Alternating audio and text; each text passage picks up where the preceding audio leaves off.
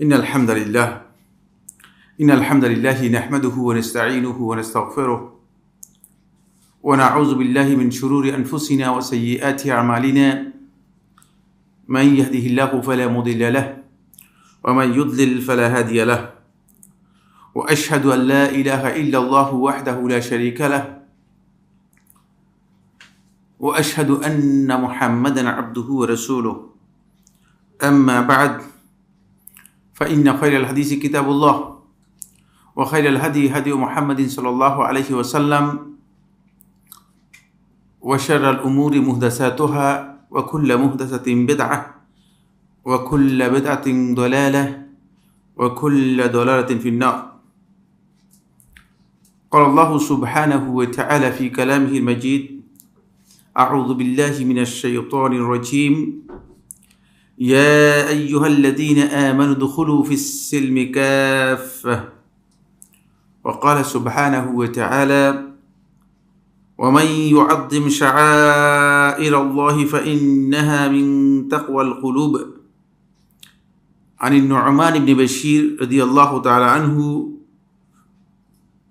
قال: أن رسول الله صلى الله عليه وسلم قال: عباد الله لا تسون صفوفكم أو لا يخالفن الله بين قلوبكم. أخرجه البخاري ومسلم. সম্মানিত উপস্থিতি, আজকের এই ইয়াউমুল জুমার অত্যন্ত বরকতময় সময়, দোয়া কবুলের সময় আল্লাহ সুবহানাহু ওয়া তাআলা অত্যন্ত মেহেরবানি করে যে আমাদেরকে এখানে একত্রিত হওয়ার তৌফিক দিয়েছেন দ্বীনের জ্ঞান অর্জন করার জন্য, যেটি হচ্ছে শেখুল ইসলাম ইবনে তাইমিয়া রাহমাতুল্লাহি আলাইহি মাজমু ফাতাওয়ার মধ্যে উল্লেখ করেছেন যে ইন্না লিল্লাহি সুবহানাহু ওয়া তাআলা জান্নাতান ফিল আরদ ওয়া জান্নাতান ফিল আখিরাহ, যে আল্লাহ রাব্বুল আলামিনের দুনিয়াতে একটা জান্নাত আছে আর আখিরাতে একটা জান্নাত আছে। কি বলছি? যে আল্লাহ সুবহানাহু ওয়া তাআলার দুনিয়াতে একটা জান্নাত আছে আর আখিরাতে একটা জান্নাত আছে। ফামান লাম ইয়াদখুল ফি জান্নাতিদ দুনিয়া, যে ব্যক্তি দুনিয়ার জান্নাতে প্রবেশ করলো না, লাম ইয়াদখুল ফি জান্নাতিল আখিরাহ, সে আখিরাতের যে জান্নাত আছে সে জান্নাতে প্রবেশ করবে না। ওয়া জান্নাতুদ দুনিয়া, আর দুনিয়ার যে জান্নাত হচ্ছে হিয়া হিলাকুদ যিকর, এটা হচ্ছে আল্লাহ রাব্বুল আলামিনের জিকিরের হালকা। আল্লাহ সুবহানাহু ওয়া তাআলা এই অত্যন্ত গুরুত্বপূর্ণ একটি সময় যে আমাদেরকে মেহেরবানি করে আল্লাহ রাব্বুল আলামিনের এই হালাকুল জিকিরে অংশগ্রহণ করার তৌফিক দিয়েছেন, এই জন্য আল্লাহ তাআলা শুকরিয়া আদায় করি, আলহামদুলিল্লাহ। আমি অত্যন্ত দুঃখিত যে আসলে জুমার পরে আমার একটা মিটিং পড়ে গিয়েছে, ফলে মসজিদের মিটিং ৫-৭ মিনিট হয়, কিন্তু সেটা দীর্ঘায়িত হয়ে গিয়েছে। এই কারণে আসতে দেরি হয়ে গেছে, আপনাদের কাছে ক্ষমা চেয়ে নিচ্ছি এবং আল্লাহ তাআলার কাছে আমরা ক্ষমা চাই যেন আল্লাহ সুবহানাহু ওয়া তাআলা আমাদের সবাইকে ক্ষমা করেন। সালাফদের মানহাজের উপর আমরা গত আলোচনায় সপ্তম যে মূলনীতি রয়েছে সেই ম্যাক্সিমটি নিয়ে আমরা কথা বলছিলাম। এটি অত্যন্ত ইম্পর্টেন্ট একটি বিষয়, যদিও আমাদের অনেকের কাছেই মনে হবে যেন জিনিসগুলো খুব ক্ষুদ্র, ছোট। যেমন আমরা যখন তাওহীদের বিষয় নিয়ে আমরা কথা বলি তখন অনেকে মনে করে যে কী ব্যাপার, মানে এ আর কোনো প্রসঙ্গ পায় না, এত হইচই চলতেছে, মানে এত আন্দোলন চলতেছে, তো এই বেচারা তাওহীদের কথা নিয়ে বলে কেন? কারণ যার কাছে আসলে যে বিষয় গুরুত্ব, যে বুঝতে পেরেছে কোরআন হাদিস, যিনি বুঝতে পেরেছেন তিনি বুঝতে পারবেন যে কোনটা আসলে কতটুকু গুরুত্ব বহন করে, কোন কাজের ইম্পর্টেন্স কতটুকু। আমরা অনেকেই এই ইম্পর্টেন্স বিষয়টা অনেকে বুঝি না, ফলে দেখা যাচ্ছে যে অনেকের কাছে এটা প্রশ্ন যে কঠিন একটি বিষয়, কী বলছেন। একবার মক্কা থেকে আমাদের একজন অত্যন্ত সম্মানিত শেখ জিয়াদ আল কুরাশি হাফিজাহুল্লাহ তাআলা তিনি আসলেন। তো আমরা কিছু সংখ্যক লোক আমরা একত্রিত হলাম, আবার দেওবন্দি ঘরানার কিছু আলেম একত্রিত হলো। বাংলাদেশের সবচেয়ে রিনাউন্ড দেওবন্দি ঘরানার আলেম যারা, তারাই সেখানে উপস্থিত ছিলেন, আমি নাম বলবো না। তখন আমরা তাওহীদুল আসমা ও সিফাতের কিছু বিষয় সম্পর্কে তাদেরকে বললাম যে এই বিষয়গুলো সম্পর্কে আপনাদের যে আকীদা, এটা আহলুস সুন্নাত ওয়াল জামাতের আকীদার সাথে একেবারেই সাংঘর্ষিক, একেবারেই গ্রহণযোগ্য নয়। কিভাবে আপনারা এই বিষয়গুলো বিশ্লেষণ করবেন? তাদের একজন আমাদেরকে বললেন, বলে এগুলো আমাদের আকীদা না। মানে সহজ পদ্ধতি হচ্ছে অস্বীকার করলে তো বললেন না, আর আপনি কোনো কিছু বলতে পারবেন না। তো আমি বললাম যে ভাই, যদি আপনার আকীদা না হয় তাহলে আপনার ক্লাসগুলোতে, মাদ্রাসাগুলোতে এগুলো পড়ানো হচ্ছে কি কারণে সেটা আগে বলেন।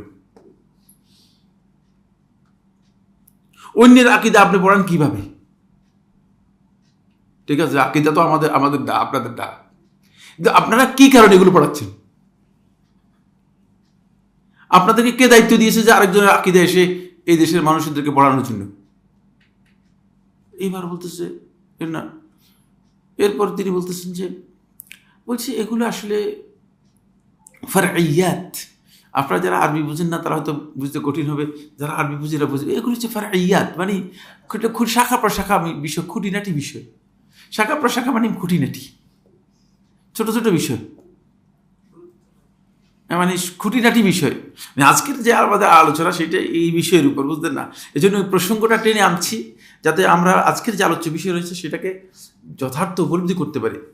তখন আমি বললাম যে, মানে ইযা কানা আল-আমরু ইয়াতাআল্লাকু বিযাতিল্লাহি সুবহানাহু ওয়া তাআলা ওয়া সিফাতিহি, যদি বিষয়টি আল্লাহ তাআলার জাতের সাথে, আল্লাহ রাব্বুল আলামিনের সিফাতের সাথে সম্পৃক্ত হয়, আর এটাকে যদি আপনি খুঁটিনাটি বলেন, তাহলে আপনার আকীদাটা কি?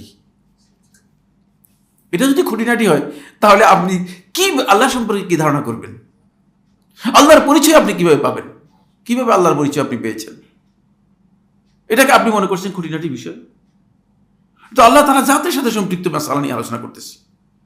সুতরাং কিছু কিছু বিষয় আছে আমরা মনে করবো যে এটা তো ছোট্ট বিষয়, কি আসলে উনি পায় না, আর কোনো আলোচ্য বিষয় পায় না, মানে এই তো খুঁটিনাটি বিষয় আলোচনা করছেন। এক নম্বর কথা হচ্ছে, দ্বীনের মধ্যে প্রত্যেকটি বিষয় এটি অত্যন্ত গুরুত্বপূর্ণ। কোন অংশ বাদ দিবেন, কোন অংশ রাখবেন, এই ইখতিয়ার উবুদিয়তের মধ্যে, বান্দেগীর মধ্যে নেই, তাহলে তিনি বান্দার গণ্ডিতে থাকবেন না। খুব সহজ কথা। এই জন্য রাসূলুল্লাহ সাল্লাল্লাহু আলাইহি ওয়াসাল্লাম খুব ভালো করে বুঝেন, খুব ইম্পর্টেন্ট মাসআলা। এই জন্য রাসূলুল্লাহ সাল্লাল্লাহু আলাইহি ওয়াসাল্লাম ইত্তিবা, অনুসরণ, এটা ওয়াজিবুন বিলকুল। যারা আরবি বুঝেন তারা বুঝতে পারবেন। ওয়াজিবুন বিলকুল হচ্ছে এটি সামগ্রিক দিক থেকে বাধ্যতামূলক ওয়াজিব, লাইসা বিওয়াজিবিন ফিল জুজ। কিন্তু কোন সুনির্দিষ্ট জুজ এর ব্যাপারে, মানে কোন সুনির্দিষ্ট বিষয়ের ব্যাপারে এটা ওয়াজিব নয়। সেটা সুন্নত হতে পারে, সেটা মুস্তাহাব হতে পারে। যেমন নবী সাল্লাল্লাহু আলাইহি ওয়াসাল্লাম কদু খেয়েছেন। কদু তো বুঝেন মানে কি? লাউ। Very good. তো এখন আপনি কি মানে বলবেন যে যত পারো লাউ খাও, কারণ এটা অনেক সুন্নত, ঠিক না? না, কিন্তু আল্লাহ নবী সাল্লাল্লাহু আলাইহি ওয়াসাল্লাম ইত্তিবা'এর সাথে যদি সম্পৃক্ত হয়, এটা বিলকুল। বিলকুল বলতে বোঝাচ্ছে কি? সামগ্রিকভাবে এটা কি ওয়াজিব। পরে হানাফি ফিকহীদের মধ্যে ইমাম আবু ইউসুফ রাহিমাহুল্লাহ তাআলা তার ফিকহের মধ্যে উল্লেখ করেন, তিনি বলেন, যদি কোনো ব্যক্তি এই কথা বলে, যদি এটা আমাদের বক্তব্য নয়, এটা আমাদের বক্তব্য নয়, হানাফি ফিকহ থেকে কোট করতেছি, যদি কোনো ব্যক্তি এই কথা বলে যে আমি লাউ খেতে পছন্দ করি না, ফাইন্নাহু ইউস্তাতাব, তাকে তওবা করতে বলা হবে। যদি তওবা না করে, আমি আল্লাহ রাসূলের প্রতি আমার ঘৃণা নেই, যেহেতু আল্লাহ রাসূল সাল্লাল্লাহু আলাইহি ওয়াসাল্লাম পছন্দ করেছেন, তুমি অপছন্দ করতেছো, তওবা করতে বলা হবে। যদি তওবা না করে তাহলে হত্যা করা হবে। হত্যা করবেন কেন? হানাফিরা এত কঠোর কারণটা কি? এখানে তো বাংলাদেশের তো হানাফি ঘরে গিয়ে কবরের মধ্যে সিজদা দিয়ে দিচ্ছে, কদুর মাসালায় হত্যার কথা দিল কেন? চিন্তা করেন। দিন না বুঝার কারণে এত পদভ্রষ্ট হয়ে গিয়েছে যে শুধুমাত্র কদুর মাসআলায় বলা হচ্ছে যে ফাইন্নাহু ইউস্তাতাব, তাকে তওবা করতে বলা হবে। আর যদি তওবা না করে, যেহেতু আল্লাহ রাসূল সাল্লাল্লাহু আলাইহি ওয়াসাল্লাম ভালোবাসার সাথে জড়িত একটি বিষয়, সেটাকে অস্বীকার করার কারণে তাকে হত্যা করা হবে, যেহেতু এটা ওয়াজিবুন বিলকুল, সামগ্রিকভাবে ওয়াজিব। রাসূলুল্লাহ সাল্লাল্লাহু আলাইহি ওয়াসাল্লাম সামগ্রিকভাবে ওয়াজিব। আসুন, সালাফদের এখানে যে ম্যাক্সিমটা বা কায়দাটা আমরা মূলনীতি আলোচনা করব, ইন্নাহুম ইউআযযিবুনা জামিআ উমুরিদ্দিন, দ্বীনের যতগুলো বিষয় আছে, যদি সেটা প্রমাণিত হয় দ্বীনের বিষয় প্রমাণিত হয়, তাহলে তারা সেটাকে ইউআযযিমুনা, এটাকে তারা সম্মান করবে, এটাকে বড় মর্যাদা দিবে, এটাকে ছোট করে দেখবে না। ইউআযযিমুনের বিপরীত হচ্ছে ছোট করে দেখা, ক্ষুদ্র করে দেখা। কোনো ব্যক্তি যদি প্রমাণিত দ্বীনের কোনো বিষয় সম্পর্কে তিনি মনে করেন যে না এটা ছোট, বুঝতে পেরেছেন, তাহলে বুঝতে হবে তিনি ভুল বুঝেছেন। যেমন মাথার মধ্যে টুপি দেওয়ার সুন্নত নাকি ওয়াজিব, কোনটা? হ্যাঁ, কোন কোন কোন আপনাদের হুকুম কি? হ্যাঁ হ্যাঁ, সুন্নাত না ওয়াজিব না ফরজ, কোনটা? বিভিন্ন জন বিভিন্ন কথা বলছে। মাথায় টুপি দেয়া এটা নবী সাল্লাল্লাহু আলাইহি ওয়াসাল্লামের হাদিস দ্বারা প্রমাণিত হয় নাই, সহি হাদিস দ্বারা কি হয় নাই? প্রমাণিত হয় নাই। যদি প্রমাণিত হতো তাহলে আর আপনি কি পেতেন না? অ্যাক্সেস পেতেন না, কি পেতেন না? অ্যাক্সেস পেতেন না।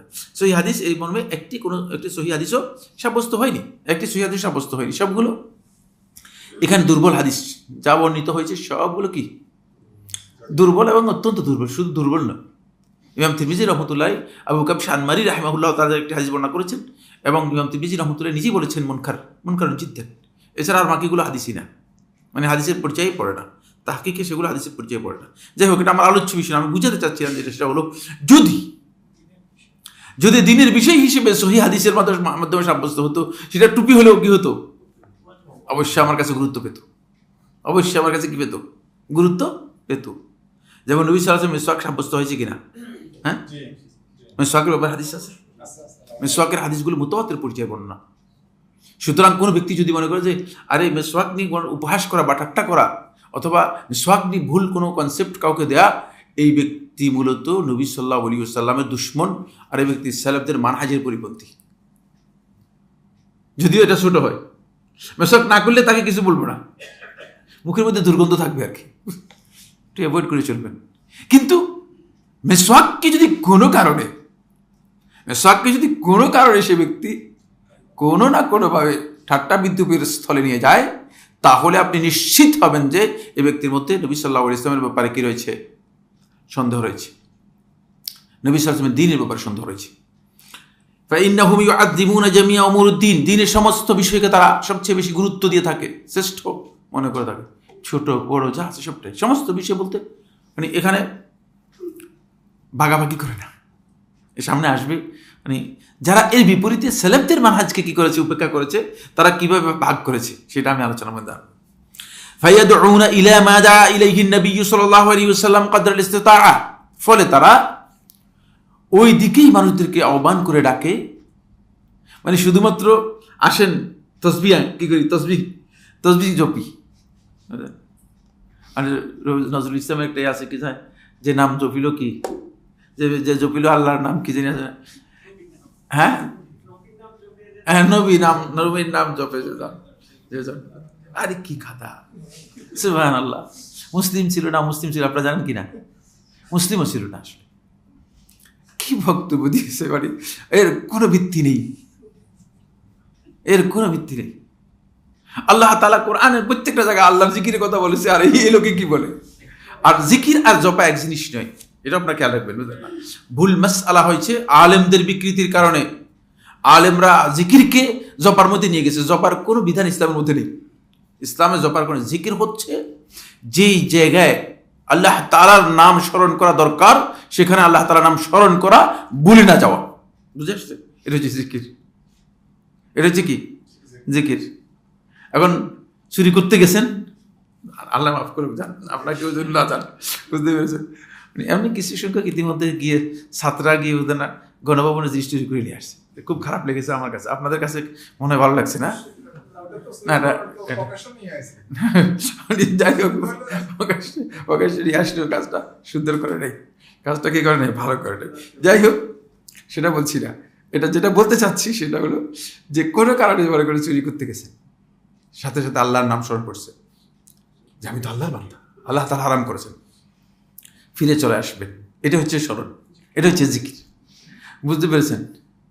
আর চুরি করতেছেন আর বলছেন আল্লাহু আকবার, আল্লাহু আকবার, সুবহানাল্লাহ বলতেছেন, এটা জিকির না, এটা ভাওতাবাজি। এটা জিকিরের নামে ভাওতাবাজি করতেছেন, অন্যায় করতেছেন, হারাম কাজ করতেছেন, আর ঘুষ নিচ্ছেন, দুর্নীতি করতেছেন। নাউযুবিল্লাহি মিন যালিক, ভাওতাবাজি এগুলো, বুঝলেন? এগুলো ভাওতাবাজি। মানে অনেকে দাঁড়িয়ে রাখে, বুঝলেন, এটা মানুষদেরকে দেখানোর জন্য, মানুষ মনে করেন না লোকটা আসলে ভালো লোক, ভালো লোক সাজার জন্য দাঁড়িয়ে রাখছেন, তাহলে আপনি নবী সাল্লাল্লাহু আলাইহি ওয়াসাল্লামের সাথে আপনার কোনো সম্পর্ক নেই, আপনি ভুল কাজ করেছেন।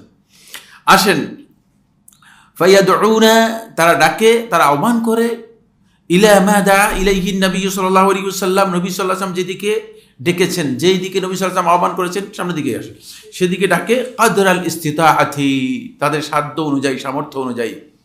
হ্যাঁ, আপনার যেটা সামর্থ্যের মধ্যে নাই, আপনি দাওয়াতি কাজ করছেন, আপনি লোকদেরকে বুঝাচ্ছেন, বলছেন, দাওয়াতি কাজ করেছেন, কিন্তু আপনার দাওয়াতে আসেনি, লোকেরা শুনে নেই। আমাদের এক ভাই বলতেছেন যে মানে তার ওয়াইফই তাকে বৃদ্ধাঙ্গুলি দেখাই দিয়েছে, বুঝতে পেরেছেন? এখন সঙ্গত কারণে কোনো না কোনো মানুষের তো জীবনে অনেক কারণ আছে, সঙ্গত কারণে ওয়াইফকে তালাকও দিয়ে বের করে দেওয়ার সুযোগ নেই, কিন্তু এই দাম্পত্য জীবন রাখাও কি নেই, রাখারও কোনো সুযোগ নেই, এমন এক জায়গায় পড়ে গিয়েছে, ঘেরাকল বলে, ঘেরাকলে বুঝে পড়ে গিয়েছে। ফলে এখন কোনো রকম মানে মানে শয়ে রয়ে কোনো রকম জীবনযাপন করতেছে। এটা হলো, আপনি যখন দাওয়াতি কাজ করবেন, আপনার কাজ হচ্ছে দাওয়াত দেয়া, আপনার কাজ এটা নয় যে দাওয়াতকে তার উপর বাধ্যতামূলক করে দেয়া।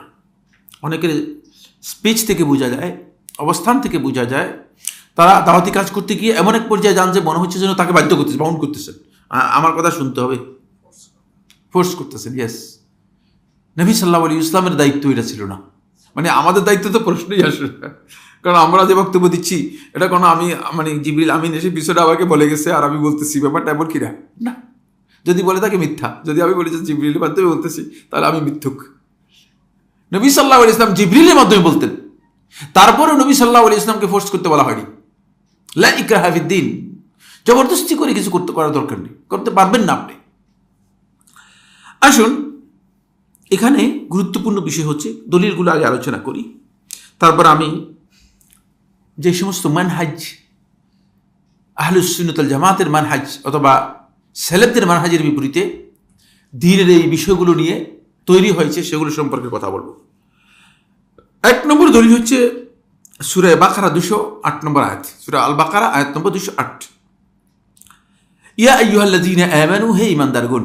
এটা আপনারা জানেন যে কোরআনের সবচেয়ে কমন যে সমস্ত অ্যাড্রেসগুলো আছে, খেতাবগুলো আছে, তার মধ্যে একটি অ্যাড্রেস হচ্ছে ইয়া আইয়ুহাল্লাযীনা আমানু, হে ঈমানদারগণ, ঈমানদারদের খেতাব করা হচ্ছে।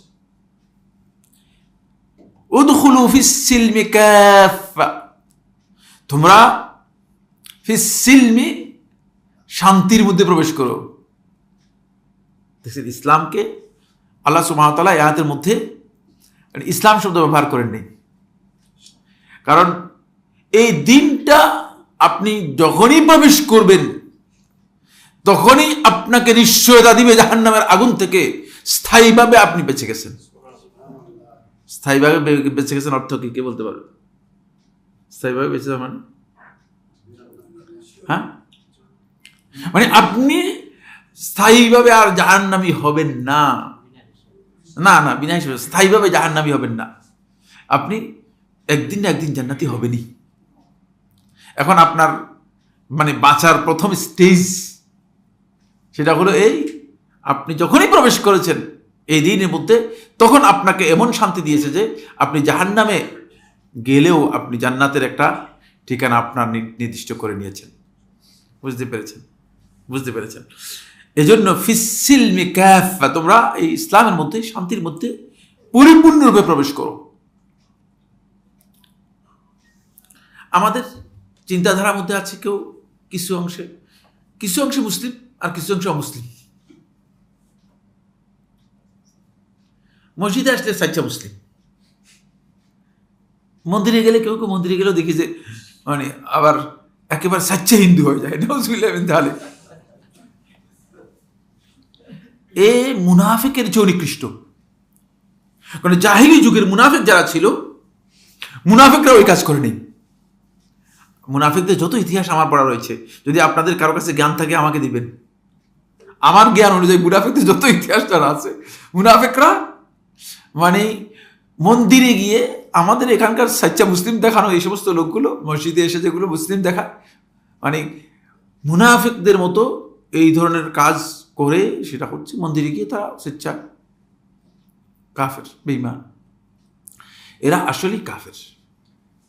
এদের প্রকৃত পরিচয় হচ্ছে জিন্দিক। কি পরিচয় বললাম? জিন্দিক। জিন্দিক আর মুনাফিকের মধ্যে পার্থক্য রয়েছে। মনে হয় আমি এখানে আলোচনা করেছি না কোথায় আলোচনা করেছি আমি জানি না।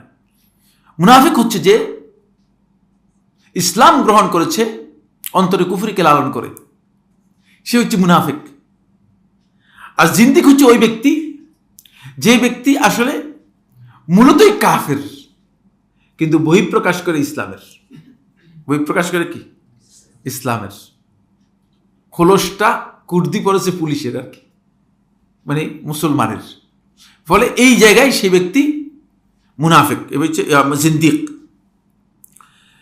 ইবনে কাসির দিমাশকি রাহমাতুল্লাহ আলাইহি তিনি বলেন, এই আয়াতের তাফসিরের মধ্যে, তাফসির ইবনে কাসিরের মধ্যে প্রথম খণ্ডে 335 পৃষ্ঠায় তিনি বলতেছেন, আল্লাহ সুবহানাহু ওয়া তাআলা এই আয়াতের মধ্যে ঈমানদার ব্যক্তিদেরকে নির্দেশ দিচ্ছেন তারা যেন ইসলামের যতগুলো রজ্জু আছে, যতগুলো হাতল আছে, যতগুলো বিধিবিধান আছে, সবগুলোকে তারা যেন আঁকড়ে ধরে এবং সবগুলো তারা যেন আমল করে। ইসলাম যেগুলো নিষেধ করেছে সেগুলো সবগুলোকে যেন তারা বর্জন করে। কিছু অংশ ধারণ করবে, কিছু অংশ গ্রহণ করবে, কিছু অংশ বর্জন করবে, তা না। এই আয়াতের মূল কথা হচ্ছে এটি। এটা ইবনে কাসির দিমাশকি রাহমাতুল্লাহ তার তাফসীরের মধ্যে উল্লেখ করেছেন। সুতরাং আপনি ব্যক্তিগত জীবনে মুসলিম, পারিবারিক জীবনে মুসলিম, বা টাইম বাম করে চলতেছেন, এই আয়াতের অধীনে আসলেন কিনা, এই আয়াতের নির্দেশ পালন করলেন কিনা? হ্যাঁ, আমার কথা বুঝেন আপনারা? না, এই আয়াত আপনি পালন, ওই আয়াতের নির্দেশ পালন করেন নাই। আসলে আপনি ব্যক্তিগত জীবনে মানে মুসলিম, পারিবারিক জীবনে মুসলিম, কিন্তু সামাজিক জায়গায় এসে আপনি কি করতেছেন? অমুসলিম। অমুসলিম মানে অমুসলিম নিজেকে ঘোষণা করেন নাই, কিন্তু কাজ কারবার সব কি অমুসলিমের, মুসলমানের পর্যায়ের কাজ নেই। তাহলে আপনি আসলে ইসলাম এই নির্দেশের, এই আয়াতের নির্দেশ পালন করেছেন কিনা, এই আয়াতের যে দিক নির্দেশনা সেটা মেনেছেন কিনা? না, মানেন নাই। ব্যক্তিগত জীবনে, পারিবারিক জীবনে, সামাজিক জীবনে ইসলাম গ্রহণ করেছে, মুসলিম, ঠিক আছে, কিন্তু অর্থনৈতিক জীবনে আমি অনেককে দেখি, যায় আমাদের মসজিদের মধ্যে দেখি নামাজ পড়ে কিন্তু সুদী কারবারের সাথে জড়িত রয়েছে। সুদ ইসলামের সবচেয়ে জঘন্যতম একটি নিষিদ্ধ বিষয়। বন্ধুগণ, এটা আপনাদের খুব ভালো করে খেয়াল করতে হবে। সর্বশেষ ইসলামে অবতীর্ণ বিধান, এরপরে রাসূলুল্লাহ সাল্লাল্লাহু আলাইহি ওয়াসাল্লাম মৃত্যু হয়ে গিয়েছে, আর কোনো বিধান আসে নাই। সর্বশেষ বিধান দেওয়া হয়েছে, সুদের হারাম করা হয়েছে। বুঝতে পেরেছেন? একটাই বিধান, যে বিধানের ব্যাপারে আল্লাহ তাআলা আয়াত নাজিল করেছেন, আল্লাহ এবং তার রাসূলের পক্ষ থেকে যুদ্ধের, বুঝছেন, না মানলে সোজা যুদ্ধ। কই আমাদের তো যুদ্ধ তো দূরের কথা, মানে সুদ, মানে এখন আমাদের এখানে কনসেপ্ট হচ্ছে সুদ যদি না হয় তাহলে তো অর্থনীতিই চলবে না। অর্থনীতি বলতে সুদকে বোঝায়, সুদ বলতে কি অর্থনীতিকে বোঝায়। পুরাই উল্টা হয়ে গিয়েছে, পুরাই মানে মিসকনসেপ্ট নিয়ে গিয়েছে। ফলে সুদ থেকে বাঁচার মানে কোনো ধরনের চিন্তা আমাদের মধ্যে নেই। তাহলে তিনি কি আসলে ইসলামে পরিপূর্ণ প্রবেশ করতে পেরেছেন? না, মোটেও না। অর্থনৈতিক জীবনে অনেক আছে সুদ টুদ খায় না, ঠিক আছে, খুব ভদ্রলোক, কিন্তু হিসাব কষে মানে সম্পদের জাকাতটুকু দেয় না। এরকম আমরা একটা পরিসংখ্যান হয়েছে, গবেষণা হয়েছে, 22,000 কোটি টাকা যদি যাদের অর্থ আছে এরা যদি জাকাত দেয় তাহলে বাংলাদেশে জাকাত আদায় হবে। তো 22,000 কোটি টাকা যদি এইভাবে জাকাত আদায় হয় তাহলে 2-3 বছরের মধ্যে যে সমস্ত হতদরিদ্র মানুষ আছে সবগুলোকে দরিদ্র সীমা থেকে কি করা যাবে, মানে এদেরকে উঠানো সম্ভব, পসিবল। কিন্তু হিসাব করে টাকা দেয় না, জাকাত দেয় না, লামসাম জাকাত দিয়ে আল্লাহ তাআলাকে সন্তুষ্ট করার জন্য চেষ্টা করতেছে। তাহলে সে কি আসলে ইসলামের মধ্যে প্রবেশ করছে? হ্যাঁ, ইসলাম তার এমনি মানে এটা শো আর কি। তো এভাবে যদি আমি হিসাব করি তাহলে কিন্তু আমরা অনেকেই বাদ পড়ে যাব। মানে আপনারা রাগ করেন না, আমার রাগ করতেছেন নাকি? সবাই মনে করতেছে কি আজকে কি আমাদেরকে ধরা চলে আসছে নাকি? না, আসলে কিচ্ছু না। কারণ এইভাবে প্রত্যেকেই আমরা অনেকেই যদি হিসাব করি তাহলে দেখবো যে আমরা অনেকেই মানে এই আয়াতের যে নির্দেশনা আছে এর আওতাভুক্ত না হয় বাইরে চলে যাব। আল্লাহর বিধান মানি নেই আমরা, কিছু অংশে মানতেছি কিছু অংশে মানতেছি।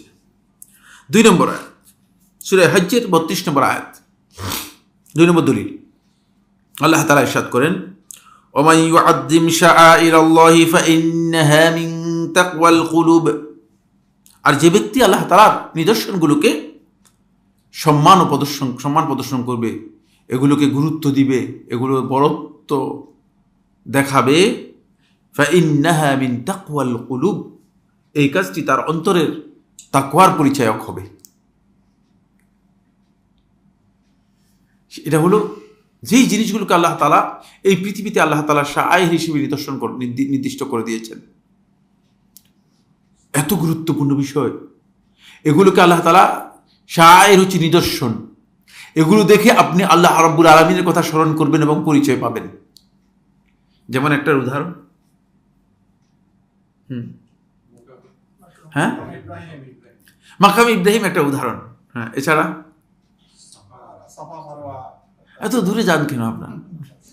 মানে আপনারা যাচ্ছেন যে মানে আমরা সবাই চলে যাচ্ছি যে সৌদি আরবে, তো এখানে যারা সৌদি আরব যায় নাই বেশিরভাগ সৌদি আরবে যায় নাই, ঠিক না? এটা তো দেখে নাই। এই যে মসজিদগুলো, এগুলো শাআইরুল্লাহ, মসজিদগুলো শাআইরুল্লাহ, আল্লাহর নিদর্শন, বুঝতে পেরেছেন?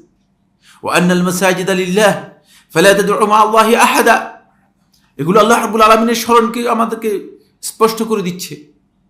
এজন্য এগুলোর মর্যাদা অনেক বেশি। এজন্য কোনো ব্যক্তিকে যখন দেখবেন আপনি মসজিদ ভাঙতেছে আর দলিলের প্রয়োজন নেই তার কুফরির ব্যাপারে, তারা গিয়ে জিজ্ঞেস করতে হবে না কেন কেন ভাই আপনি কি কাফের কিনা, বুঝতে পেরেছেন? দলিল দরকার আছে কিনা, কথাগুলো বুঝেন। খুবই গুরুত্বপূর্ণ পয়েন্ট, কিন্তু খুবই ইম্পর্টেন্ট বিষয়। আবার রাসূলুল্লাহ সাল্লাল্লাহু আলাইহি ওয়াসাল্লাম বলেছেন, কোনো ব্যক্তিকে যখন দেখবে, খুব ভালো করে খেয়াল করুন, কোনো ব্যক্তিকে দেখবে ফাইন্নাহু ইয়াতি ইলাল মসজিদ, সে মসজিদে আসতেছে নামাজ পড়ার জন্য, তার কানে কানে জিজ্ঞেস, ভাই আপনি যে মসজিদে আসতেছেন আসলে ইসলাম গ্রহণ করছেন কিনা? কোনো দরকার নেই, দেখছেন? কোনো দরকার নেই। শাআইরুল্লাহ, এই যে কিবলা, জিহাদুল কিবলা, এটা শাআইরুল্লাহ। ফলে আল্লাহ রাসূল সাল্লাল্লাহু আলাইহি ওয়াসাল্লাম বলেছেন, যে ব্যক্তি কিবলার দিকে বা মসজিদের কিবলা মুখে থুতু ফেলবে, তাহলে সেই ব্যক্তি হারাম কাজ করলো এবং আল্লাহ রাব্বুল আলামিন তার উপর লানত পেশ করবে, লানত দিবেন। চিন্তা করছেন মর্যাদা কি এর? হাইসুমা কুনতুম ফাওয়াল্লু উজুহাকুম শাতরা, তোমরা পৃথিবীর যেখানে থাকো না কেন, ফাওয়াল্লু উজুহাকুম শাতরা, তোমরা তোমাদের মুখ সেদিকে ফিরাবে। তাহলে এখান থেকে স্পষ্ট বোঝা যাচ্ছে, খুবই স্পষ্ট, যে এটা যে কত গুরুত্বপূর্ণ বিষয়। ফলে আপনি কিবলার দিকে মুখ করে পেশাব পায়খানা করতে আপনাকে নিষেধ করা হয়েছে, মুখ করতে পারবেন না, পিছনে দিতে পারবেন না। দেখছেন, খুবই গুরুত্বপূর্ণ বিষয় ইসলাম। এগুলো আল্লাহ তাআলা শাআইর, এগুলোকে যে ব্যক্তি সত্যিকার মর্যাদা দিবে, গুরুত্ব দিবে, সুতরাং এটা ছোট করে দেখার সুযোগ আছে নাকি? এখন ইদানিং কিছু সংখ্যক লোক বের হয়েছে একবারে মাথার মধ্যে ঘিলু কম। মসজিদের মধ্যে মানে অসুবিধা কিসের? মসজিদে কিছু হইচই করে রাসূলুল্লাহ নিষেধ করেছেন হাদিসের মধ্যে। কোন দিন যিনি মসজিদের মধ্যে দেখলাম যে আমি ছিলাম মসজিদে, আমাদের এই মসজিদে, তাই নাকি? আমি তো ছিলাম না, যাই হোক, মানে একদিন দেখে যে এত হয়েছে, ইন্না লিল্লাহি ওয়া ইন্না ইলাইহি রাজিউন, মানে এই লোকগুলো মানে এরা নিজেরা ইসলাম নিজেদেরকে মুসলিম দাবি করতেছে কিসের ভিত্তিতে? তো আল্লাহর ঘরের মর্যাদাই বুঝে নেই।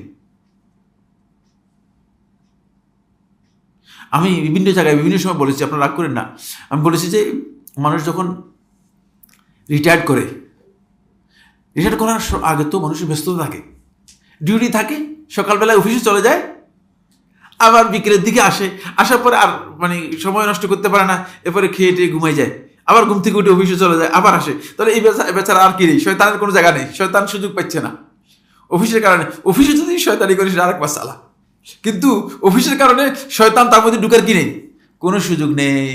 যখন রিটায়ার্ড করে শয়তান লানতুল্লাহ আসে খুব সুন্দর করে এসে বলে যে তোর তো এখন ভালো সময়, তোর এখন মসজিদ কমিটির চেয়ারম্যান হওয়া দরকার, মসজিদ কমিটির সভাপতি হওয়া দরকার, যাতে করে সে গোটা জিন্দিগির সমস্ত আমল বরবাদ করে জাহান্নামে যাওয়ার পথ খুলে যায়। বুঝতে পেরেছেন? কারণ এখন মসজিদ কমিটির সভাপতি হয়, সে অপ্রয়োজনীয় মসজিদের মধ্যে যত কারাপশন আছে, খারাপ কাজ আছে, এমনকি মসজিদের টাকা পর্যন্ত খাচ্ছে। মুসল্লিরা মসজিদের জন্য টাকা দিচ্ছে, এখান থেকে আপনি চা খাচ্ছেন মানে, ঠিক না? আপনার অভাব কি? আপনাকে কে বলছে এগুলো? আর মানে মসজিদের টাকা অপচয় করা হচ্ছে, হারাম কাজে ব্যবহার করা হচ্ছে, ইত্যাদি ইত্যাদি। ফলে এই ব্যক্তি, আরও তো অনেক বিষয় রয়েছে, সার্জরিতে আরও অনেক বিষয় রয়েছে। এই ব্যক্তি নিজের জীবনের শেষ অংশটুকু তার ধারণা অনুযায়ী, তার বিবেচনা অনুযায়ী খুব ভালো কাজে লাগাচ্ছে, মসজিদের খেদমত করতেছে। কি কাজে লাগাচ্ছে? মসজিদের খেদমতে লাগাচ্ছে। আসলে মসজিদের খেদমতে নয়, এটা পুরোটাই শয়তানের খেদমতে লাগাচ্ছে। শয়তান তাকে এই কাজে লাগিয়ে দিয়েছে। যদি মানে ব্যক্তিগতভাবে ইবাদত করতো, এগুলো থেকে দূরে থাকতো, অনেক ভালো হতো হয়তো। আচ্ছা, এই জন্য খেয়াল রাখতে হবে যে আমরা আল্লাহ তাআলার নিদর্শন যেগুলো আছে সেগুলোকে যদি তাযীম, এগুলোর গুরুত্ব যদি আমরা না দেই, এগুলোর গুরুত্ব যদি আমরা না দিই, তাহলে আমরা সত্যিকার নিজেদের অন্তর্মধ্যে যেভাবে তাকওয়া অর্জন করা দরকার সেটি অর্জন করতে পারবো। কিন্তু সেটা হয়তো ছোট জিনিস।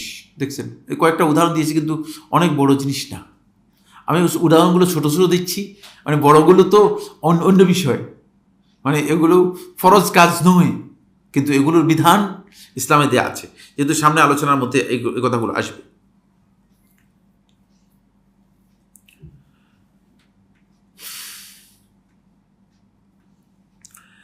এরপরে সূরাতুন নূরের 15 নম্বর আয়াতের মধ্যে আল্লাহ সুবহানাহু ওয়া তাআলা ইরশাদ করেন, ইজ তালাক্কাউনাহু বিআলসিনাতিকুম ওয়া তাকুলুনা বিআফওয়াহিকুম মা লাইসা লাকুম বিহি ইলম ওয়া তাহসাবুনাহু হায়্যিনান ওয়া হুয়া ইনদাল্লাহি আযীম। এটি বলা হচ্ছে একজন মুসলিম নারীকে, একজন মুসলিমকে অপবাদ দেয়া, ট্যাগ লাগিয়ে দেয়া ভয়ঙ্কর অপরাধ, ভয়ঙ্কর অপরাধ। কিন্তু এখন আপনি ফেসবুকে গেলে দেখবেন একদল আরেক দলের উপরে ইফতিরা করতেছে, অপবাদ লাগিয়ে দিচ্ছে, তার অন্তরের উপর হুকুম দিয়ে দিচ্ছে, তার সাথে জীবনে কোনোদিন দেখাও হয় নাই, জীবনে কোনোদিন তারা এসে জিজ্ঞেস করে নাই তুমি কি করো। আল্লাহি, আল্লাহর কসম, সে জালেম। না জেনে কথা বলছেন, ইসলামের বিধান নয় এটি। দেখা যাচ্ছে অনেককে বোঝা যায় এই কথা, মানে বিভিন্ন ধরনের ট্যাগ লাগিয়ে দিচ্ছে, শ্রেণী বিন্যাস করে দিচ্ছে, মানে কাউকে জান্নাতি বানা দিচ্ছে, কাউকে জাহান্নামী বানা দিচ্ছে, ইত্যাদি ইত্যাদি, প্রচুর। আপনি কি এই ব্যক্তির সাথে, আপনার সাথে দেখা হয়েছে, কথা হয়েছে? জিজ্ঞেস করেন, বলছে না আমি দেখি নাই। তো এটা করলে যে বলছে যে অমুকে করছে, এই জন্য করছি। খবরদার, এগুলো করবেন না, আটকা পড়ে যাবেন।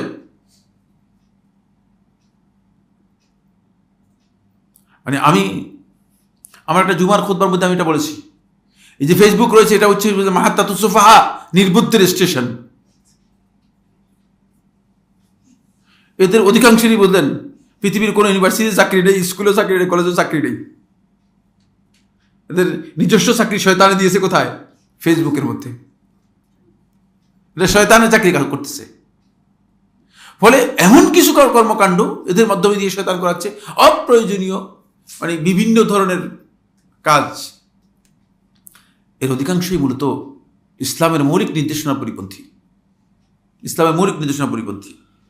ইজ তালাক্কাউনাহু বিআলসিনাতিকুম, যখন তোমাদের সাথে দেখা হয়, কেমন আছেন আপনি, তো বীর শ্রেষ্ঠ মুখ, 2024 সালের বীর, বুঝলেন? বলে এই বাটপাটটা দেখছি, কত বড় বাটপার। আল্লাহ তাআলা কোরআনে বলতেছেন ইজ তালাক্কাউনাহু বিআলসিনাতিকুম।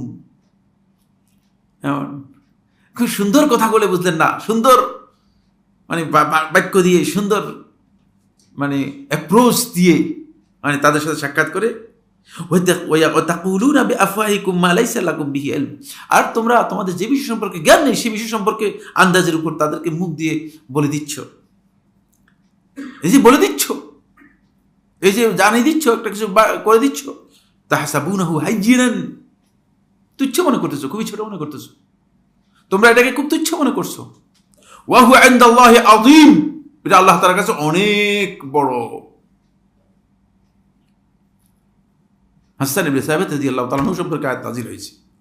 আয়াতের প্রেক্ষাপট আমি বলতে চাচ্ছি না সময়ের কারণে।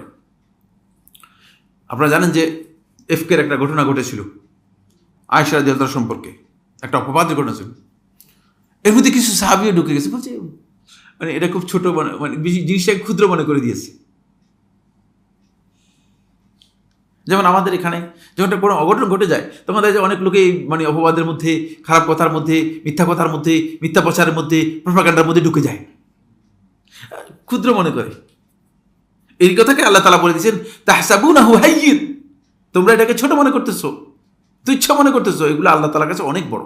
খবরদার, এগুলো কোন অবস্থায় তোমরা করতে পারবে না। এই তিনটি হচ্ছে কোরআনের দলিল, যেগুলোর মধ্যে খুবই ক্ষুদ্র বিষয়কে, খুবই সাধারণ বিষয়কে অ্যাড্রেস করা হয়েছে, যেগুলো ইমানদার ব্যক্তিদের উবুদিয়তের সাথে জড়িত। বিষয়গুলো ক্ষুদ্র, বিষয়গুলো কি ছোট। সামনে আলোচনার মধ্যে আসবে, আরো কথা আসবে। এরপরে হাদিসের দলিল। এই হাদিসটি ইমাম বুখারী রাহিমাহুল্লাহ তাআলা তার সহিহে বর্ণনা করেছেন 685 নম্বর হাদিস। ইমাম মুসলিম রাহিমাহুল্লাহ তাআলা সহিহে বর্ণনা করেছেন হাদিস নম্বর 436, হাদিস নম্বর 436। সহিহ বুখারী ও মুসলিমের হাদিসকে বলা হয় থাকে মুত্তাফাকুন আলাইহি হাদিস। এর মর্যাদা অনেক বেশি, এর গুরুত্ব কি অনেক বেশি, কারণ দুইটা সাপোর্ট পেয়েছে দুইটা সহিহ হাদিসের, এটা এই জন্য অনেক বেশি শক্তিশালী। নুমান ইবনে বাশীর রাদিয়াল্লাহু তাআলা বর্ণনা করেন, তিনি তার আব্বা দুজনই সাহাবী ছিলেন। তিনি সর্বপ্রথম ব্যক্তি নুমান ইবনে বাশীর রাদিয়াল্লাহু তাআলা মদিনায় আসার পরে জন্মগ্রহণ করেছেন। রাসূলুল্লাহ সাল্লাল্লাহু আলাইহি ওয়াসাল্লাম মদিনায় আসার পরে জন্মগ্রহণ করেছেন। রাসূলুল্লাহ আসার পরেই যে সংবাদ পেয়েছে যে একটা ছেলে জন্মগ্রহণ করেছে, সে তার নাম রাখা হয়েছে নুমান। সে হচ্ছে নুমান ইবনে বাশীর রাদিয়াল্লাহু তাআলা আনহু। তিনি বলেন রাসূলুল্লাহ সাল্লাল্লাহু আলাইহি ওয়াসাল্লাম ইরশাদ করেছেন, ইবাদাল্লাহ, হে আল্লাহর বান্দাগণ। এটা আল্লাহ রাসূল সাল্লাল্লাহু আলাইহি ওয়াসাল্লামের বিশেষ অ্যাড্রেস। হতে পারে কোনো খুতবার মধ্যে বলেছেন অথবা জুমার খুতবার মধ্যে বলেছেন, ইবাদাল্লাহ, হে আল্লাহর বান্দাগণ, লা তুসাউউন্না সুফুফাকুম, অবশ্যই তোমরা তোমাদের সালাতের কাতারগুলোকে কি করবে, সোজা করবে। আও, অথবা যদি সোজা না করো, অন্যথা বলা হচ্ছে, অন্যথা লা ইউখালিফান্নাল্লাহু বাইনা কুলুবিকুম, আল্লাহ রাব্বুল আলামিন তোমাদের অন্তরের মধ্যে বৈষম্য তৈরি করে দিবেন, বৈপরীত্য তৈরি করে দিবেন। নাউযুবিল্লাহ। ওয়া ফি লাফজিন, সহিহ বুখারী ও মুসলিমের আরেক riwayতের মধ্যে এসেছে, আও অথবা লা ইউখালিফান্নাল্লাহু বাইনা উজুহিকুম, আল্লাহ রাব্বুল আলামিন তোমাদের চেহারার মধ্যে দূরত্ব তৈরি করে দিবেন। কথাটা খুবই ছোট, কিন্তু এর পরিণতি কি ভয়াবহ। আপনি মসজিদগুলোতে যান, কাতার দেখেন যে যদি মানে আপনি যদি নামাজ না পড়ি দাঁড়ায় দেখেন যে কাতারটা সোজা করছে কিনা, দেখবেন যে কত বাঁকা হয়েছে, সাপের মতো মোটামুটি। কেন সোজা করতে পারতেছে না? রাসূলুল্লাহ সাল্লাল্লাহু আলাইহি ওয়াসাল্লাম এত গুরুত্ব দিয়েছেন, কেন সোজা করতে পারতেছে? সোজা করতে না পারার কারণ কি? কারণ হচ্ছে সোজাটা করার জন্য এটা হচ্ছে কমান্ডিং, কমান্ডারের কমান্ডার নেই। এটা বুঝছেন কিনা? না বুঝেন নাই। ইমাম সাহেব বলবে যে কাতার সোজা করেন, কিন্তু জাহিলিয়ত এমন এক পর্যায়ে চলে গিয়েছে যে এটা ইকামতের অংশ হিসেবে নিয়ে গেছে, এটা ইকামতের সাথে যোগ করা হারাম। খুব ভালো করে খেয়াল করুন, একজন রাগ করবেন না, আমার উপর রাগ করে কিছু লাভ হবে না। অবশ্যই ইমাম সাহেব বলবেন সেটা। আর দুই নম্বর হচ্ছে কোন অবস্থাতেই ইকামতের বিষয় না, এটা ইকামতের সাথে যুক্ত করার বৈধতা নেই। তাহলে রাসূলুল্লাহ সাল্লাল্লাহু আলাইহি ওয়াসাল্লাম ইকামতের মধ্যে যুক্ত করে দিতেন। আমরা বুঝেন বিষয়টা, ইকামতের লফজগুলো ওহী দ্বারা অবতীর্ণ, ইকামত এবং আযানের শব্দগুলো ওহীর মাধ্যমে এসেছে, এবং রাসূলুল্লাহ সাল্লাল্লাহু আলাইহি ওয়াসাল্লাম ঠিক যেভাবে ওহীর মাধ্যমে এসেছে রাসূলুল্লাহ সাল্লাল্লাহু আলাইহি ওয়াসাল্লাম সেভাবেই এগুলো রেখেছেন। সুতরাং এখানে বৈধ নয় যে একটা কথা আপনি বাড়াবেন। ঠিক অনুরূপভাবে ইকামতের পরে ইমাম সাহেবও ততটুকু বলবেন, ততটুকু যতটুকু রাসূলুল্লাহ সাল্লাল্লাহু আলাইহি ওয়াসাল্লাম বলেছেন, এর বাইরে বৃদ্ধি করাও জায়েজ নেই। জুতাগুলো পকেটে রাখেন, মোবাইলগুলো সাইলেন্ট করেন, নাউযুবিল্লাহ মিন যালিক। কে এগুলি শিক্ষা দিয়েছে? কোথায় থেকে পেয়েছেন? প্রশ্নের সময় দেওয়া হবে, আধা ঘন্টা প্রশ্ন করবেন আপনি। আপনি তো মানে আগেই নাকটা বন্ধ করে আসছেন, কি সমস্যা কি? আচ্ছা ঠিক আছে, এখন করোনা ভাইরাস নেই, এগুলো আর কিছু কোনো কাজে আসবে না।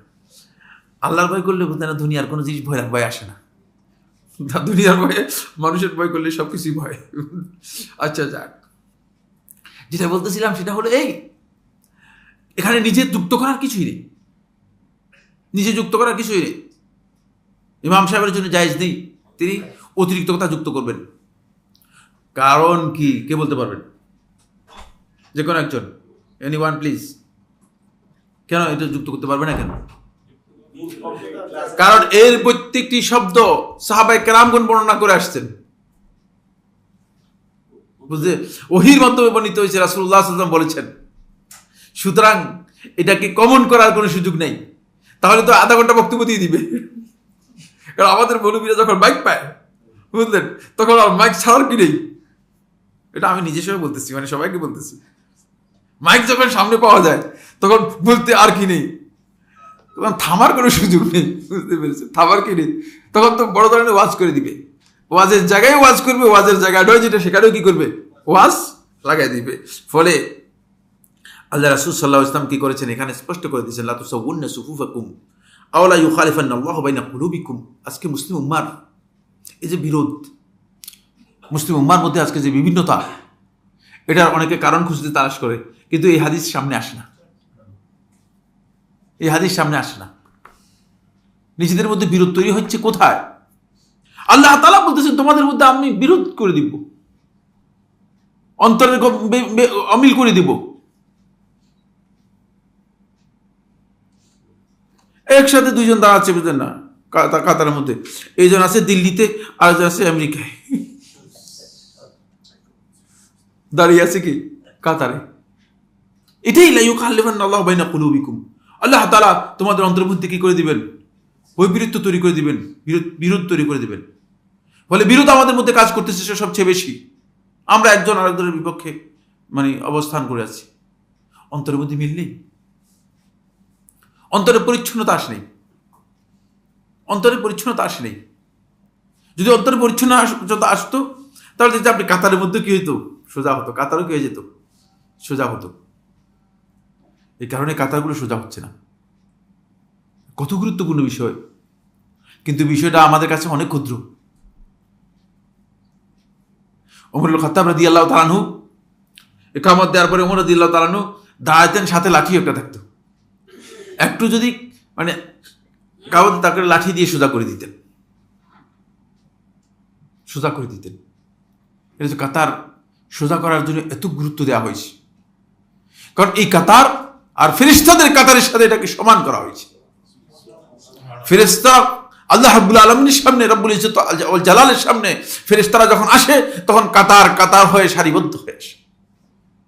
আর ওয়াজা রাব্বুকা ওয়াল মালাকু সাফফান সাফফা, এবং কিয়ামতের ময়দানে মাহশরে আল্লাহ রাব্বুল আলামিন এবং ফেরেশতারা যখন আসবেন তখন এভাবে কাতার হয়ে সারিবদ্ধভাবে আসবেন। দেখছেন, এটা অত্যন্ত মর্যাদাপূর্ণ বিষয় আল্লাহ তাআলার কাছে। কিন্তু এখানে এভাবে দাঁড়াতে পারি নাই আমরা, এই জায়গায় আমাদের দাঁড়ানোই সম্ভব হয়নি। এটা হলো 1 নম্বর দলিল হাদিস থেকে। 2 নম্বর দলিল, আন আয়েশা রাদিয়াল্লাহু তাআলা আনহা, উম্মুল মুমিনিন আয়েশা রাদিয়াল্লাহু বর্ণনা করেন, তিনি বলেন, আন্না রাসূলুল্লাহ সাল্লাল্লাহু আলাইহি ওয়াসাল্লাম قال, রাসূলুল্লাহ সাল্লাল্লাহু আলাইহি ওয়াসাল্লাম ইরশাদ করেছেন, মা হাসাদাতকুমুল ইয়াহুদু আলা শাইইন, মা হাসাদাতকুম আলা সালামি ওয়াত তামিন, বলে ইহুদিরা তোমাদের সাথে হিংসা করে নাই, শুধুমাত্র একটি বিষয়ে বা দুটি বিষয়ে ইহুদিদের তোমাদের সবচেয়ে বড় হিংসা। যে বিষয়ে ইহুদিরা হিংসা করেছে, 1 নম্বর বিষয় হচ্ছে সালামের ব্যাপারে, তোমরা আসসালামু আলাইকুম বলো, এটা গায়ে সহ্য হয় না। আর 2 নম্বর হচ্ছে তামিন, তোমরা ইহুদিদের উপর যখন বদদুয়া করা হয়, ইহদিনাস সিরাতাল মুস্তাকিম সিরাতাল লাযিনা আনআমতা আলাইহিম গায়রিল মাগদুবি আলাইহিম ওয়ালাদ-দাল্লিনের পরে আমিন বলো, এটা অনেক কষ্ট ইহুদিদের। ইহুদিদের হিংসার কারণ 2টি। ইবনে মাজাহ রাহিমাহুল্লাহ তাআলা তার সুনানের মধ্যে বর্ণনা করেছেন হাদিস নম্বর 865, এবং শেখ নাসরুদ্দিন আলবানী রাহিমাহুল্লাহ তাআলা হাদিসটিকে সহিহ বলেছেন। খুবই গুরুত্বপূর্ণ বিষয়। ইমাম সাহেবও আমিন বলে না, মুক্তাদিরও আমিন বলে না। ইমাম সাহেব কি নেই, আমিনের কোনো নামগন্ধ নেই, মুক্তাদিরও আমিনের কোনো নামগন্ধ নেই। ইমাম সাহেব কি ইহুদিদের কোনো টাকা টুকা পাইছে কিনা? এখন তারা বলতেছে যে আমিন যারা বলে তারা ইহুদিদের দালাল। আরে আল্লাহ রাসূল সাল্লাল্লাহু আলাইহি ওয়াসাল্লাম হাদিসের মধ্যে বলতেছে যে আমিন যারা না বলে তারা ইহুদিদের দালাল। খুবই স্পষ্ট, মানে এটা আমি হাদিসকে আমি তৈরি করছি আপনাদের, এই জন্য হাদিস নম্বর বলে দিয়েছি, আপনারা যান ইবনে মাজার মধ্যে দেখেন 856 নম্বর হাদিস ইবনে মাজার মধ্যে পেয়ে যাবেন। আল্লাহ রাসূল সাল্লাল্লাহু আলাইহি ওয়াসাল্লাম বলতেছে যে হিংসায় জ্বালায় অন্তর জ্বালা শুরু হয়ে যায় ইহুদিদের, একটি মাত্র কারণে, সেটা হচ্ছে আমিন বলার কারণে এবং সালামের কারণে। এই দুটি বক্তব্য থেকে বুঝে আসছে আমিন এবং সালাম, সালাম দেওয়া ফরজ না ওয়াজিব? হ্যাঁ, হুজুর কি বলেন? হ্যাঁ, সুন্নত। দেখছেন হুজুর বলতেছে সুন্নত, সুন্নত, সুন্নতের জন্য দেখছেন রাসূলুল্লাহ কি বলতেছেন, সুন্নতের কারণে ইহুদিদের গায়ের মধ্যে জ্বালা। আমিন বলা এটা ফরজ না ওয়াজিব? হ্যাঁ, সুন্নাত। কিন্তু সুন্নাত অথবা মুস্তাহাব এর কারণে ইহুদিদের গায়ের মধ্যে এত জ্বালা, যেটা রাসূলুল্লাহ সাল্লাল্লাহু আলাইহি ওয়াসাল্লাম হাদিস দিয়ে ওহীর মাধ্যমে বলে গেছেন। হাদিসটি ওহী, আপনাদের কোনো সন্দেহ আছে? সন্দেহ নেই। রাসূলুল্লাহ সাল্লাল্লাহু আলাইহি ওয়াসাল্লাম ওহীর মাধ্যমে জানিয়ে গেছেন যে এটা ইহুদিদের গায়ের জ্বালার কারণ হয়ে গিয়েছে। তার কারণ হচ্ছে, তাহলে এটা ক্ষুদ্র বিষয় বলতে পারবেন কিনা? এটাকে ক্ষুদ্র বিষয় বলতেছেন যে মৌলবী, সে মৌলবী বুঝেই না, দিনই বুঝে নেই, সেই মৌলবী দিনই বুঝে নাই।